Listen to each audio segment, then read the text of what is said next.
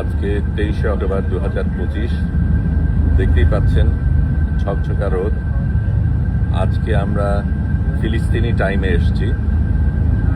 এর সাথে আমরা যেটা জানতে পেরেছি যে ইসরায়েলের আগে সমুদ্র জেলার অন্যান্য যারা ছিল ওটা আলাদাভাবেই গিয়েছিল, আমরা ভিন্নভাবে গিয়েছিলাম।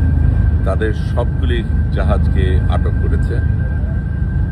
আমরা সবচাইতে বড় জাহাজ এবং আমাদের সাথে 8টা ছোট নৌকা একই সাথে পাড়ি দিয়েছিল, একটু আগে পাড়ি দিয়েছিল আমাদের।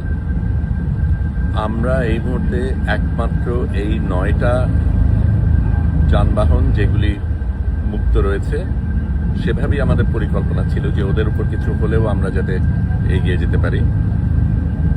আমরা আজকে ফিলিস্তিনি টাইম জোনে এসেছি, এখনও দূরত্ব রয়েছে, তবে আজকে আমরা এই 8টা ছোট নৌকাকে পার হয়ে যাব এবং তারপর থেকে আমাদের এই জাহাজটাই সবচেয়ে আগে থাকবে। বোঝাই যাচ্ছে আক্রোশটা আমাদের উপরই পড়বে, কিন্তু আমরা একেবারেই প্রতিজ্ঞাবদ্ধ যে আমরা একেবারে গাজা পর্যন্ত যাব এবং কোনো বাধাই আমরা গ্রহণ করব না। এটা বলা প্রয়োজন যে সমুদ্র জেলার যেই নৌকাগুলি ছিল তাদের কিন্তু দায়িত্ব ছিল ত্রাণ নিয়ে যাবার। আমরা কিন্তু ত্রাণের জন্য যাচ্ছি না, ত্রাণ দেওয়ার জন্য যাচ্ছি না। আমরা একটা অবৈধ সিজকে ভাঙবো সেই উদ্দেশ্য নিয়ে যাচ্ছি। এবং এখানে এই নৌকাতে অনেক সাংবাদিক রয়েছে, ডাক্তার রয়েছে, সাথে অন্য কর্মীরাও রয়েছে। কিন্তু আমরা ত্রাণ দেবার অজুহাতে যাচ্ছি তা না, আমরা লড়াই করতে যাচ্ছি, আমরা বৈধতা ধ্বংস করতে যাচ্ছি। আমরা ফিলিস্তিনে আমাদের থাকার যাবার অধিকার রয়েছে, সেখান থেকে তথ্য পাঠানোর অধিকার রয়েছে। এবং ইসরায়েল যত মানুষ খুন করেছে এবং যত সাংবাদিক এবং যত ডাক্তার খুন করেছে সেটার প্রতিবাদ আমরা জানাবো। গত রাতে মেডসেস অফ ফ্রন্টিয়ারের 14 জন ডাক্তারকে খুন করা হয়েছে। আমরা দেখব ফ্রান্স সেটার ক্ষেত্রে কি করে। এই পর্যন্ত তারা তেমন কিছু করেনি, মিষ্টি কথা বলা ছাড়া।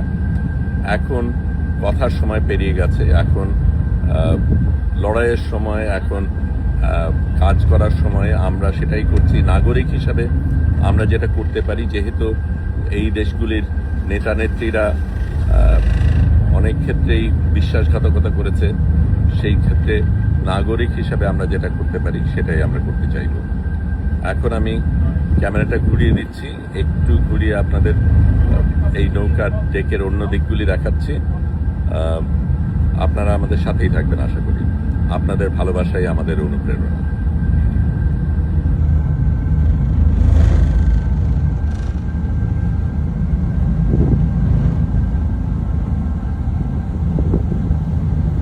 সকলে এখনো ঘুম থেকে ওঠেনি।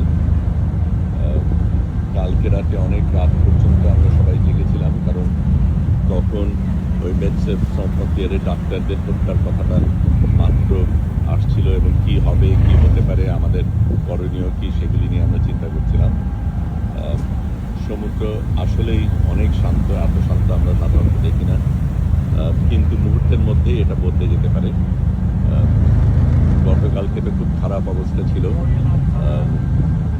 আমিও একটু অসুস্থ হয়ে পড়েছিলাম, তবে এখন পুরো চাঙ্গা, লড়াইয়ের জন্য প্রস্তুত।